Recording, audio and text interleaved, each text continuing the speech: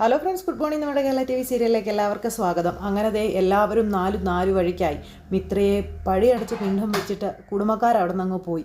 ഇത് കഴിഞ്ഞ് നമ്മുടെ ആര്യൻ മിത്രയെ കയ്യിൽ പിടിച്ച് വീടിനകത്തേക്ക് കൊണ്ടുവരുവാണ്, വീടിനകത്തേക്ക് കയറാനായിട്ട്. ഈ സമയത്ത് ഒന്നും മിണ്ടാതെ ഒന്നിനും സമ്മതിക്കാതെ നമ്മുടെ ബാലൻ ഇങ്ങനെ നിൽക്കുന്നു. ഈ സമയത്ത് ബാലേട്ടൻ എന്തെങ്കിലും ഒന്ന് പറ, നമ്മുടെ മോൻ ഈ ചെയ്തിരിക്കുന്നത്, അല്ലെങ്കിൽ മിത്ര ഈ ചെയ്തിരിക്കുന്നത് നമ്മുടെ മോനെ വിശ്വസിച്ച നമ്മൾ കൈയൊഴിഞ്ഞാൽ പിന്നെ ഇവരെങ്ങോട്ട് പോകുമെന്നൊക്കെ ഇങ്ങനെ ചോദിക്കും കേട്ടോ നമ്മുടെ ബാലൻ ഒന്നും മിണ്ടുന്നില്ല. അപ്പോൾ ഇപ്പം സംഭവിച്ചത് നാണക്കേടായി എന്ന് ബാലേട്ടൻ പറയുന്നു. അവരിവിടെ നിന്ന് ഇറക്കി വിട്ട അത് കൂടുതൽ നാണക്കേടല്ലേ ആവത്തുള്ളെന്നൊക്കെ ഇങ്ങനെ ഭാര്യ ഭർത്താവിനോട് ചോദിക്കുക. ബാലേട്ടാ ഒന്ന് പറ, അവരെ വീട്ടിൽ കയറാൻ അനുവദിക്കും ബാലേട്ടാ എന്ന് പറഞ്ഞ് ബാലൻ്റെ കാല് പിടിക്കുകയാണ് നമ്മുടെ ഗോമതി. അപ്പോൾ അതെ അച്ഛൻ്റെ വിഷമമൊക്കെ എനിക്ക് മനസ്സിലാക്കാൻ പറ്റും, പക്ഷേ അമ്മ പറഞ്ഞതുപോലെ ഇവരെ ഇറക്കി വിട്ട അത് എല്ലാവർക്കും കൂടി വിഷമം ഉണ്ടാക്കില്ലേ എന്ന് ചോദിക്കുന്നു നമ്മുടെ ആനന്ദും.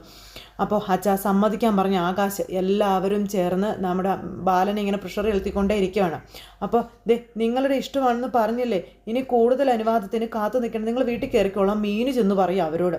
അപ്പോൾ ഞാൻ അവരെ വീട്ടിലേക്ക് കയറ്റാൻ പോവുകയാണെന്ന് പറഞ്ഞുകൊണ്ട് ഇങ്ങനെ പറഞ്ഞുകൊണ്ട് നിൽക്കുമ്പോഴത്തേക്കും അവിടേക്ക് നന്ദിത വന്ന് മോളേന്ന് വിളിച്ച് ഭയങ്കര കരച്ചിൽ. അപ്പോൾ അനിയത്തി വന്നിട്ട് പിടിച്ച് വലിച്ചു കൊണ്ടുപോകാൻ നോക്കുക. എൻ്റെ ചേച്ചി ഇത് വാ ചേച്ചി എന്നും പറഞ്ഞ് ഇങ്ങനെ പിടിച്ച് മോളേന്നും വിളിച്ച് ഇങ്ങോട്ട് വാ മോളേന്നും പറഞ്ഞ് അമ്മ അവിടെ കിടന്ന് കരച്ചിൽ. ഇതൊക്കെ കണ്ടിട്ട് മിത്രയുടെ തല കറങ്ങുന്ന പോലെ അമ്മയെന്നും വിളിച്ചുകൊണ്ട് മിത്ര കരയുന്നു. ആ സമയത്ത് നമ്മുടെ ഇന്ദിരാമയും അതുപോലെ തന്നെ അനിയത്തിയും കൂടെ പിടിച്ച് വലിച്ച് നന്ദിത അകത്തേക്ക് കൊണ്ടുപോകണു. ഇന്ദിരാമ ഇതൊക്കെ നോക്കി നിൽക്കുന്നു. പിന്നെ നമ്മുടെ ഗോമതി നിലവിളക്കുമായിട്ട് വന്ന് മിത്രയ്ക്ക് വലതുകാൽ വെച്ച് കയറാനായിട്ടുള്ള ഇത് പറഞ്ഞു കൊടുത്ത് അങ്ങനെ വലതുകാൽ വെച്ച് മിത്ര വീടിനകത്തേക്ക് കയറുന്നു. എല്ലാം കണ്ടൊരു ഒരു പ്രതിമ കണക്കിന് നമ്മുടെ ബാലൻ അവിടെ നിൽക്കുകയാണ്.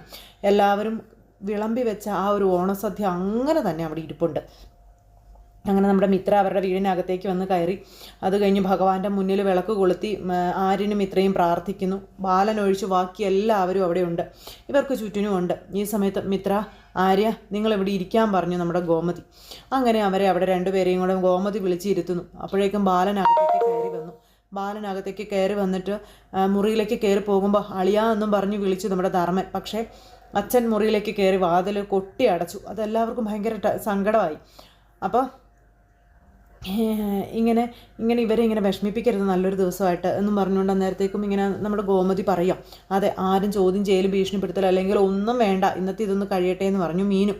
അപ്പോൾ ഇവിടെ ഇലയിട്ട് സദ്യ ഒരുക്കി ഇവനെയും കാത്തിരുന്നപ്പോഴാണ് ഇങ്ങനെയൊക്കെ നടക്കുന്നതെന്ന് പറഞ്ഞുകൊണ്ട് അന്നേരം ആകാശ് മീനുവിനോട് ചോദിക്കുന്നു, ഇതിൽ നിങ്ങൾക്ക് എന്തെങ്കിലും പങ്കുണ്ടോ എന്നും ആകാശ് ചോദിക്കുക കേട്ടോ. ആകാശെ പറഞ്ഞില്ലേ, ഇനി അതൊന്നും ഇവിടെ നമ്മൾ പറയണ്ടെന്ന് നിങ്ങളെല്ലാവരും ചെന്നിരുന്ന് കഴിക്കാൻ പറഞ്ഞു അമ്മ. അപ്പോൾ ചെന്ന് കഴിക്കാൻ പറഞ്ഞ് നിർബന്ധിക്കും. ഇവർക്കാർക്കും കഴിക്കാൻ പോയിട്ട് ഒന്നിനും പറ്റുന്നില്ല. ചെല്ലെന്ന് പറഞ്ഞ് നിർബന്ധിച്ച് അമ്മ പറഞ്ഞു വിടുന്നു. അപ്പോൾ എല്ലാവരും ഇരുന്ന് കഴിക്കുമ്പോൾ നിങ്ങൾ വരാൻ പറഞ്ഞ് ആരിനെയും അതുപോലെ മിത്രയെയും കൂടി ഗോമതി വിളിക്കും. അപ്പോൾ എങ്ങോട്ടാ അമ്മയെന്ന് ചോദിച്ചു. അപ്പോൾ അച്ഛനെ ഒന്ന് കാണണമെന്ന് പറഞ്ഞു ഗോമതി. ഇപ്പോൾ വേണ്ടമ്മ, ഇപ്പം അങ്ങോട്ട് പോകണ്ടെന്ന് പറഞ്ഞു ആര്യൻ. വേണം, ഇപ്പം തന്നെ വേണമെന്ന് പറഞ്ഞപ്പോൾ അമ്മേ അച്ഛനാകെ ദേഷ്യത്തിലല്ലേ അമ്മയെന്ന് നമ്മുടെ മീനു പറയുമ്പോൾ ആയിക്കോട്ടെ, എന്തായാലും ശരി, ബാലേട്ടൻ്റെ അനുഗ്രഹം വാങ്ങിക്കണം, ഞങ്ങൾ അങ്ങോട്ട് ചെല്ലട്ടെ, നീ ചെന്ന് അവർക്ക് വിളമ്പി കൊടുക്കാൻ പറഞ്ഞുകൊണ്ട് ഗോമതി ഇവരെയും കൂട്ടി ബാലൻ്റെ അടുത്തേക്ക് പോകണു. അവർക്ക് വിളമ്പി കൊടുക്കാൻ മീനുവിനെ ഇങ്ങ് വിടുകയും ചെയ്തു. മുറിയിൽ ചെന്നിട്ടാണെന്നുണ്ടെങ്കിൽ നമ്മുടെ ബാലൻ ഇങ്ങനെ ദേഷ്യത്തിലും സങ്കടത്തിലും ഒരു വികാരം ഇല്ലാത്ത, അതായത് ഒരു മരവിച്ച മനുഷ്യനായിട്ട് അവിടെ ഇരിക്കുമ്പോഴാണ് ഗോമതിയും മക്കൾ രണ്ടുപേരും കൂടെ, അതായത് മിത്രയും ആര്യനും അങ്ങോട്ടേക്ക് കയറി ചെല്ലുന്നത്. ആര്യനൊന്നും മിണ്ടാൻ പറ്റുന്നില്ല, അതുപോലെ ബാലനൊന്നും മിണ്ടുന്നില്ല. ഈ സമയത്ത് ഗോമതിയാണ് അവിടെ നിന്ന് സംസാരിക്കുന്നത്. ബാലേട്ട, എൻ്റെ മക്കളെ അനുഗ്രഹിക്കണം എന്നും പറഞ്ഞ്. ആർക്കും ഉൾക്കൊള്ളിക്കാൻ സാധിക്കാത്തത് തന്നെയാണ് സംഭവിച്ചിരിക്കുന്നത്, നമുക്ക് എല്ലാവർക്കും അറിയാം. എന്തായാലും നമ്മുടെ മോൻ പുതിയൊരു ജീവിതം തുടങ്ങുകയല്ലേ, എൻ്റെ ബാലേട്ടൻ ക്ഷമിക്കണം, അങ്ങനെ നമുക്കിവരെ ഒന്ന് അനുഗ്രഹിക്കണ്ടേ ബാലേട്ട എന്നൊക്കെ ചോദിച്ചുകൊണ്ട് ഭയങ്കര ഇത്. അപ്പോൾ ബാലനൊന്നും മിണ്ടുന്നില്ല കേട്ടോ. അപ്പോൾ നമ്മുടെ ബാലൻ ഇങ്ങനെ ഇരിക്കുമ്പോൾ ബാലേട്ട അവരനുഗ്രഹം മേടിച്ചോട്ടെ എന്ന് പറഞ്ഞു. ഗോമതി എന്നും പറഞ്ഞ് ബാലൻ അന്നേരം എഴുന്നേറ്റു. ഞാൻ വേറെ ആരെയല്ല, എന്നെ തന്നെയാണ് കുറ്റപ്പെടുത്തുന്നത് എന്ന് ബാലൻ അന്നേരം പറഞ്ഞു. ഗോമതി ഇതൊക്കെ കേട്ടുകൊണ്ടിങ്ങനെ നിൽക്കുക കേട്ടോ. ഞാൻ ആരൊക്കെയോ ആയിരുന്നു അല്ലെങ്കിൽ ആണെന്നുള്ളൊരു ധാരണ എനിക്കുണ്ടായിരുന്നു. എന്നെ അനുസരിച്ച് കഴിയുന്ന അച്ഛൻ, മക്കളുടെ അച്ഛൻ, അങ്ങനെ ഒരു അഹങ്കാരം അതെനിക്കുണ്ടായിരുന്നു. അത് ഇന്നത്തോടു കൂടി മാറിക്കിട്ടിയെന്ന് പറഞ്ഞു. ആ അഹങ്കാരത്തിൻ്റെ മുകളിൽ ആദ്യത്തെ അടി തന്നത് ആകാശാണെന്ന് പറഞ്ഞു. ഇപ്പതേ അടുത്തയാളും എനിക്കിട്ട് അടിച്ചു. അങ്ങനെ അടികൾ എല്ലാവരും മാറി മാറി തരുന്നുണ്ട്. ഗോമതി, എനിക്കൊന്നും പറയാനില്ല ഗോമതി എന്ന് പറഞ്ഞുകൊണ്ട് ബാലൻ ഇങ്ങനെ നിൽക്കുമ്പോൾ ആ ആകാശ് കല്യാണം കഴിഞ്ഞ് വന്നപ്പോൾ നീയും അവനോട് എതിർപ്പ് കാണിച്ചു, എൻ്റെ ഭാഗത്തു നിന്ന് നീ സംസാരിച്ചു. പക്ഷേ ഇപ്പോൾ നീ എന്താ ഇങ്ങനെ, നീ ഒന്നും പറയുന്നില്ലല്ലോ. ഇന്ന് ഇന്നിപ്പോൾ ഇവരെ വിളക്കൊഴിഞ്ഞ് നീ വീടിനകത്തേക്ക് കയറ്റിയില്ലേന്ന് ചോദിച്ചു. അങ്ങനെ ബാലൻ ഭയങ്കര കരച്ചിൽ കരഞ്ഞപ്പോൾ ബാലേട്ട എന്നും പറഞ്ഞുകൊണ്ട് ഗോമതി അങ്ങനെയൊന്നും പറയരുത്, മിത്രൻ നമുക്ക് പരിചയമുള്ള കുട്ടിയല്ലേ, നമ്മുടെ ബന്ധുവല്ലേ എന്നൊക്കെ ഇങ്ങനെ ഗോമതി ചോദിക്കുക കേട്ടോ. ബാലേട്ട നോക്ക് എന്നും പറഞ്ഞുകൊണ്ട് ഇങ്ങനെ അടുത്തേക്ക് വിളിച്ചുകൊണ്ട് നിൽക്കുമ്പോൾ ഇവിടെ ആരെയും ഒരു പേടിയില്ല. കണ്ണേ പൊന്നെ എന്ന് നോക്കി വളർത്തിയ വീട്ടുകാരെ ഇവള് പേടിച്ചോ എന്ന് ചോദിക്കുന്നു നമ്മുടെ ബാലൻ. ഇപ്പോൾ വല്ലതും പറയാനുണ്ടോ? ഒന്നും പറയാനായിട്ടില്ല. ഈ സമയത്ത് അവളുടെ കണ്ണുനീരിനും സ്വപ്നങ്ങൾക്കും എന്തെങ്കിലും വില ഇവൾ കൊടുത്തോന്ന് ചോദിച്ചു. അപ്പോഴും ഗോമതിക്കൊന്നും പറയാനില്ല. അങ്ങനെ ബാലൻ ഓരോന്നായിട്ട് എണ്ണി ചോദിച്ചുകൊണ്ടിരിക്കുക. ഇവരെനിക്ക് എന്തെങ്കിലും ഒരു വില തന്നോ? എൻ്റെ മോൻ എനിക്ക് വില തന്നോ? എൻ്റെ മോൻ പറയുന്നത് നീയും കേട്ടതല്ലേ എന്ന് ചോദിച്ചു. ഗോമതി, സത്യത്തിൽ ഞാൻ വെറും വിഡ്ഢിയാകുമായിരുന്നു. സത്യത്തിൽ ഞാൻ ഇവരെ പേടിച്ചേ ഇപ്പോൾ ഇവിടെ നിൽക്കുന്നേ. എന്തും ചെയ്യാൻ മടിക്കാത്തവരാ ഇവരെന്നൊക്കെ പറയുമ്പോൾ അങ്കിളെന്ന് പറഞ്ഞ് മിത്ര വിളിച്ചേ. വേണ്ട, ഒന്നും പറയണ്ട, എന്നോട് നീ സംസാരിക്കരുത് എന്ന് മിത്രയോട് ബാലൻ ഇങ്ങനെ പറയുന്നു. നിങ്ങളൊക്കെ വലിയ വലിയ ആൾക്കാരാ, എനിക്കതറിയാം. സ്വന്തമായി തീരുമാനം എടുക്കാൻ പ്രാപ്തിയായവരാ. നിങ്ങളുടെ മുന്നിൽ ഞാനൊക്കെ വെറും പുഴുവാണെന്ന് എനിക്കറിയാം. നമ്മൾ വെറും ഒരു പലവ്യഞ്ജനക്കടക്കാരൻ. അങ്ങനെയുള്ള എന്നോട് എന്തു പറയാനാ? നിങ്ങൾക്കൊപ്പം വലിപ്പമോ കാര്യങ്ങളോ ഒന്നും എനിക്കില്ല. അതുകൊണ്ട് തന്നെ എന്നോട് സംസാരിക്കാനും വരണ്ട എന്നും പറഞ്ഞു. ഗോമതി, ദേ ബാലേട്ടാന്ന് പറഞ്ഞ നേരം ഗോമതി വിളിച്ചു. കുറച്ച് നേരം ശാന്തമായിട്ടിരിക്കാനാ ഞാൻ ഈ മുറിയിലേക്ക് വന്നത്. എന്നെ അതിന് അനുവദിക്കണം. എന്നെ ബാലേട്ടാ, ഞാൻ അത് ഒറ്റയ്ക്കായി അല്ലെങ്കിൽ ഒറ്റയ്ക്കുള്ള ഇരിപ്പ് അതെനിക്ക് ശീലമായി കഴിഞ്ഞു. ഇനി എനിക്ക് ആരുടെയും ആവശ്യമില്ല. എന്നെ വിളിക്കരുത്, എൻ്റെ അടുത്ത് വരരുത്, എന്നെ ഒന്ന് മനസ്സിലാക്കുകയെങ്കിലും ചെയ്യുമെന്നും പറഞ്ഞുകൊണ്ട് ഗോമതിയോട് പറയണം. ഞാൻ എല്ലാവരോടും ക്ഷമ ചോദിക്കാം. നിങ്ങളുടെ ആരുടെയും ഇഷ്ടങ്ങളും ഇതൊന്നും മനസ്സിലാക്കാതെ ഞാൻ എൻ്റെ ഇഷ്ടങ്ങൾക്ക് നിങ്ങളെ വളർത്താൻ ശ്രമിച്ചതിന്, നിങ്ങളെ പഠിപ്പിക്കാൻ ശ്രമിച്ചതിന്, നിങ്ങളുടെ ജീവിതം നശിപ്പിക്കാൻ ശ്രമിച്ചതിന്, അങ്ങനെ ഓരോന്നൊക്കെ ബാലനിങ്ങനെ നെഞ്ചു പൊട്ടി ഇവരുടെ മുന്നിൽ നിന്നിങ്ങനെ പറയുക കേട്ടോ. അപ്പോൾ എല്ലാവരോടും മാപ്പെന്നും പറഞ്ഞു ബാലൻ ഇങ്ങനെ അവരുടെ മുന്നിൽ കൈ കൂപ്പി നിന്ന് കരയുന്നു.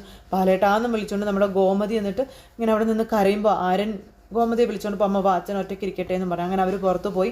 നമ്മുടെ ബാലൻ ആ കട്ടിലയിലിരുന്ന് ചങ്ക് പൊട്ടി കരയുന്നെന്ന് പറഞ്ഞാൽ ചങ്ക് പൊട്ടിക്കര, അത്രയ്ക്ക് വിഷമമുണ്ട് നമ്മുടെ ബാലന്. അങ്ങനെ ബാലൻ അവിടെ ഇരുന്ന് കരയുന്നു. ഇതിനുശേഷം പിന്നെ കൃഷ്ണമംഗലത്താണ് കാണിക്കുന്നത്. കൃഷ്ണമംഗലത്ത് അവരെല്ലാവരും ഇങ്ങനെ ഭയങ്കര ദേഷ്യത്തിലിരിക്കാം. ഏട്ടാ, ആ ആര്യനും ഇത്രയും മഴക്കൂടിയിരുന്നതൊക്കെ ആ ബാലൻ്റെ ഉപദേശം കേട്ടിട്ടായിരുന്നു. ഇതെല്ലാം നമ്മളെ ചതിക്കാനുള്ള പരിപാടികളായിരുന്നു എന്നൊക്കെ പറഞ്ഞ് ഈ അച്യുതൻ ഇങ്ങനെ എരിവ് കയറ്റി കൊടുത്തുകൊണ്ടേയിരിക്കാം. അവർ തമ്മിൽ ശത്രുക്കളാണെന്ന് നമ്മളെ അറിയിച്ച പിന്നെ നമുക്കൊരിക്കലും സംശയം ഉണ്ടാകുമായിരുന്നില്ലല്ലോ എന്നൊക്കെ പറഞ്ഞ് അങ്ങനെ ഈ അച്യുതൻ ഇങ്ങനെ പറഞ്ഞു കൊടുത്തുകൊണ്ടേയിരിക്കുന്നു. അപ്പോൾ ആരെയും ഒന്നും പറഞ്ഞിട്ട് ഒരു കാര്യമില്ലെന്ന് നമ്മുടെ മിത്രയുടെ അമ്മ അന്നേരം പറഞ്ഞു. ഇതൊക്കെ അനുഭവിക്കും, നമുക്ക് വിധി കിടപ്പുണ്ട്, അങ്ങനെ നമ്മൾ കരുതണമെന്ന് പറഞ്ഞപ്പോൾ വിധിയോ? എന്ത് വിധിയാ? ഇത് ചതിയാണെന്ന് അലോഹ് അന്നേരം അവിടെ നിന്ന് പറയുന്നു. ആനന്ദൻ ഒന്നും മിണ്ടുന്നില്ല കേട്ടോ. ഇവർ പറയുന്നൊക്കെ നിന്നിങ്ങനെ കേൾക്കുവാണേ. ദേ അച്ഛൻ പറഞ്ഞതുപോലെ ആ ബാലനും മക്കളും ചേർന്ന് നടത്തിയ ചതിയാണെന്ന് പറഞ്ഞപ്പം അലോഹേ, ആവശ്യമില്ലാത്ത കാര്യങ്ങൾ പറയരുത് എന്ന് നമ്മുടെ ഇന്ദിരാമ്മ പറഞ്ഞപ്പം അച്ഛമ്മേ, ശത്രുക്കൾക്ക് വേണ്ടി സംസാരിക്കുന്ന അച്ഛമ്മയുടെ ഏർപ്പാട് അങ്ങ് നിർത്തിക്കോളാൻ പറഞ്ഞ നേരം അലോഹ ഇന്ദിരാമ്മയോട് അങ്ങനെ ഇതിനെപ്പറ്റി പറഞ്ഞുകൊണ്ടിരിക്കുമ്പം പണ്ട് അച്ഛമ്മയുടെ മോളെ ആ ബാലൻ തട്ടിക്കൊണ്ടുപോയി. ഇന്നിപ്പോൾ അയാളുടെ മോൻ ചെറുമോളെയും കൊണ്ടുപോയി. എന്താ ശരിയല്ലേ? എന്നിട്ടും അവരുടെ പക്ഷത്ത് നിന്ന് അച്ഛമ്മ എങ്ങനെ സംസാരിക്കുന്നത്, എങ്ങനെയാണ് സംസാരിക്കാൻ പറ്റുന്നതെന്നൊക്കെ അലോഹ അമ്മയോട് ചോദിക്കുന്നു. അത് കേട്ടപ്പോൾ അലോഹേ, ദേ നിൻ്റെ വിഷമം അത് എത്രത്തോളം ഉണ്ടെന്ന് എനിക്കറിയാം, നീ കുറച്ച് സമാധാനിക്കാൻ പറഞ്ഞു. വെല്ലിച്ചൻ എന്താ ഇങ്ങനെ തളർന്നിരിക്കുന്നത് പോലെ സംസാരിക്കുന്നേ? അവൾ വേറെ ആരുടെ കൂടെ പോയായിരുന്നെങ്കിലും സാരമില്ലായിരുന്നു. ഇതിപ്പോൾ ആര്യനെന്ന് പറയുന്നവൻ്റെ കൂടെ കാണുമ്പോഴൊക്കെ നമ്മൾ ഓരോരുത്തരെയും പരിഹസിക്കുന്നവനല്ലേ അവൻ, നമ്മളെ കളിയാക്കുന്നവനല്ലേ, അവൻ്റെ കൂടെ അവൾ പോയത് എനിക്ക് സഹിക്കാൻ പറ്റുന്നില്ലെന്നും പറഞ്ഞുകൊണ്ട് അലോഹ ഭയങ്കരമായിട്ട് ശബ്ദം ഉണ്ടാക്കുക അവിടെ. ഇതിന് പകരം വീട്ടിയെ പറ്റുന്നു, നമുക്ക് എല്ലാവർക്കും കൂടെ ചേർന്ന് നമുക്കൊന്ന് കെട്ടിത്തൂങ്ങിച്ചാകാം, ഇതിലും നല്ലത് അതാണെന്നും പറഞ്ഞായി അലോഹ് പിന്നെ പറച്ചിൽ. ആ സമയത്ത് അനന്തനൊക്കെ ആണെങ്കിലും ഭയങ്കര ഇതായിട്ട് അങ്ങനെ ഇരിക്കുക, ഒന്നും പറയാൻ പോലും പറ്റുന്നില്ല. ഇങ്ങനെ മുഖത്തോട് മുഖം നോക്കിയിരിക്കുന്നതിനേക്കാളും ഭേദം അതാ, ഇതിനൊരർത്ഥമില്ല, അതിനൊരർത്ഥം ഉണ്ടെന്നൊക്കെ ഈ അലോഹ് നിന്ന് പറയൂ കേട്ടോ. അപ്പോൾ അലോഹ് അങ്ങനെയൊക്കെ പറഞ്ഞപ്പോൾ ഇത് ഓരോന്നൊക്കെ ആലോചിക്കുമ്പോൾ രക്തം തിളക്കുകയാണെന്ന് പറഞ്ഞ് അലോഹ് ഞാൻ ആ ആര്യനെ കൊല്ലും എന്നും പറഞ്ഞുകൊണ്ട് ഭയങ്കരമായിട്ട് ശബ്ദം ഉയർത്തി സംസാരിക്കുന്നു. അത് കേട്ടപ്പോൾ എൻ്റെ ഈശ്വര എന്ന് പറഞ്ഞു നന്ദിത സകല ദൈവങ്ങളെയും വിളിച്ച് കരച്ചിലും പറച്ചിലും പ്രാർത്ഥനയും. അങ്ങനെ അതെല്ലാം കഴിഞ്ഞു. പിന്നെ കാണിക്കുന്നത് നമ്മുടെ ധർമ്മനെയും ആര്യനെയാണ്. രാത്രിയായി. ധർമ്മൻ ആര്യനെ വിളിച്ച് മാറ്റി നിർത്തി. എടാ ആര്യ, എന്തൊക്കെയാടാ ഇത്, എന്താ സംഭവിച്ചത്, നീ എന്നോടെങ്കിലും പറയടാ, ഇതെങ്ങനെ സംഭവിച്ചെന്ന് ചോദിച്ചു. അപ്പോൾ അത് ഞാൻ പറഞ്ഞില്ലേ മാമ, ഞങ്ങൾ തമ്മിൽ ഇഷ്ടമായിരുന്നു, മറ്റാരോടും പറയാതെ സൂക്ഷിക്കായിരുന്നു എന്നും പറഞ്ഞുകൊണ്ട് ഇവർ തമ്മിൽ സംസാരിക്കുന്നത് നമ്മുടെ ഗോമതി ഒളിച്ച് നിന്ന് കേൾക്കുക. നീ കള്ളം പറയണമെന്ന് എനിക്കറിയാം, മറ്റെന്തൊക്കെയോ സംഭവിച്ചിട്ടുണ്ടെന്ന് എനിക്കറിയാമെന്നും പറഞ്ഞ് ധർമ്മം പറയുന്നു. മിത്ര ഓടിപ്പോയ കാര്യം നിന്നെ വിളിച്ച് അന്വേഷിച്ചപ്പോഴും നീ അതിൻ്റെ കാര്യം ഉൾക്കൊണ്ട് തന്നെ എന്നോട് സംസാരിച്ചത് അല്ലേ?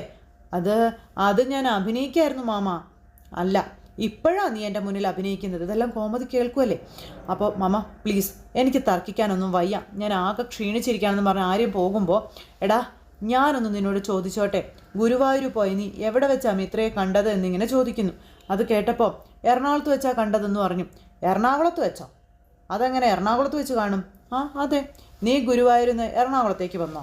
ആ വന്നേ, ഞാൻ പറഞ്ഞത് നേരാ. അപ്പോൾ മിത്ര എങ്ങനെ എറണാകുളത്ത് വന്നു എന്ന് ചോദിച്ചപ്പം മിത്ര നേരത്തെ വന്ന് അവിടെ നിൽക്കുകയായിരുന്നു എന്ന് ആര്യൻ. ഇതെല്ലാം ഗോമതി കേൾക്കുമല്ലേ. ഒറ്റയ്ക്ക് മിത്ര ഇവിടെ നിന്ന് എറണാകുളത്തേക്ക് പോയോ? എൻ്റെ ഒരു കൂട്ടുകാരൻ കൂട്ടിക്കൊണ്ടുപോയി. അപ്പോൾ അവളുടെ ആഭരണങ്ങൾ അതെവിടെ? അതിനൊന്നും പറയാൻ നമ്മുടെ ആര്യനിങ്ങനെ പിടച്ച് നിൽക്കുക. അപ്പോൾ അത് പറഞ്ഞില്ലേ മാമ, എനിക്ക് ചില ആവശ്യങ്ങൾ വന്നു. കള്ളം, പച്ചക്കള്ളം.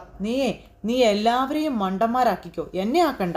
നിൻ്റെ ഈ മിത്രയുടെ മുഖം കണ്ടാൽ അറിയാം ഇഷ്ടക്കേടുണ്ട് എന്നുള്ളത്. അപ്പോൾ ഒരു ഇഷ്ടക്കേടും ഇല്ല.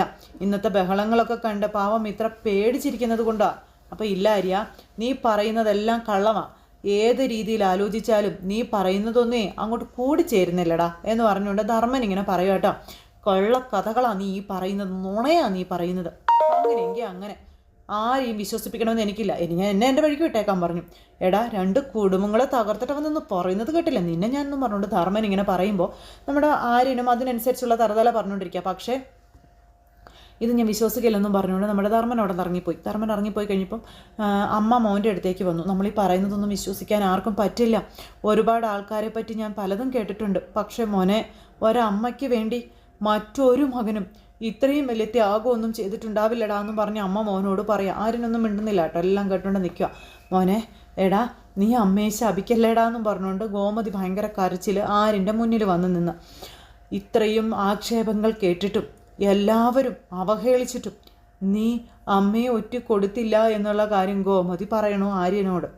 അമ്മ പറഞ്ഞിട്ടാ ഞാനിത് ചെയ്തതെന്ന് മാത്രം നീ പറഞ്ഞാൽ മതി, നിനക്കിതിൽ നിന്ന് കയറാമായിരുന്നു. പക്ഷെ നീ അത് ചെയ്തില്ല. നീ നിൻ്റെ അമ്മയെ സംരക്ഷിച്ചു. അലോഹ ബഹളം ഉണ്ടാക്കാൻ വന്നിട്ടും സ്വർണമെല്ലാം കട്ടതിൻ്റെ ഉത്തരവാദിത്വം നിൻ്റെ തലയിൽ വന്നിട്ടും നീ മൗനമായി നിന്നതേ ഉള്ളൂ. എനിക്ക് നിന്നോട് എങ്ങനെ നന്ദി പറയണമെന്ന് അറിയില്ല മോനെ എന്നും പറഞ്ഞുകൊണ്ട് ഗോമതി ഇങ്ങനെ പറയാം. ഒക്കെ ഈ അമ്മയ്ക്ക് വേണ്ടിയിട്ടാണെന്ന് അമ്മയ്ക്ക് അറിയാം. നിനക്ക് മാത്രമേ ഈ അമ്മയോട് ഇങ്ങനെ ചെയ്യാൻ പറ്റൂ.